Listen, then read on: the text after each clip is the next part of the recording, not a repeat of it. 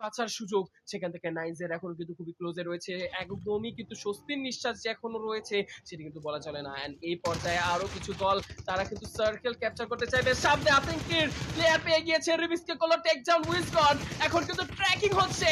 Last player কি হবে? না হলো না। আতঙ্কি করা হলো টেক ডাউন।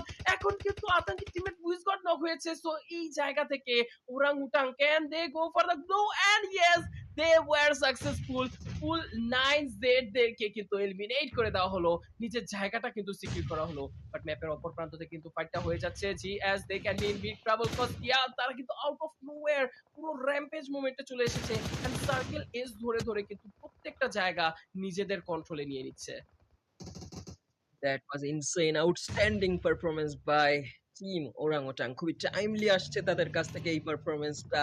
বাট এটা কি কিছুটা দেরি হয়ে গেল কিনা সেটা সময়ই বলে দিবে।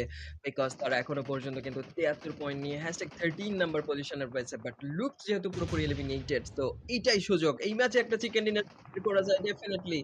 তারা কিন্তু নিজেদেরকে একটা সিকিউর প্লেসে আবিষ্কার করবে। আমি এবারে তিনি করছেন গ্রেনেড, করলেন একটা মলোটভ, কিছুটা স্প্রে করেছিলেন তিনি ওদিক থেকে নলবু, তিনি কিন্তু নকড আউট হয়ে গেলেন।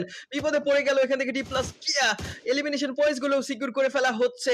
চিপস চেষ্টা করছেন এখান থেকে সাপোর্ট দেওয়ার, বাট তিনি এখানে নীরব দর্শকের ভূমিকায় থাকতে হবে তাকে। খুব বেশি এখানে তিনি আর সাপোর্ট দিতে পারবেন না নিজের দলকে।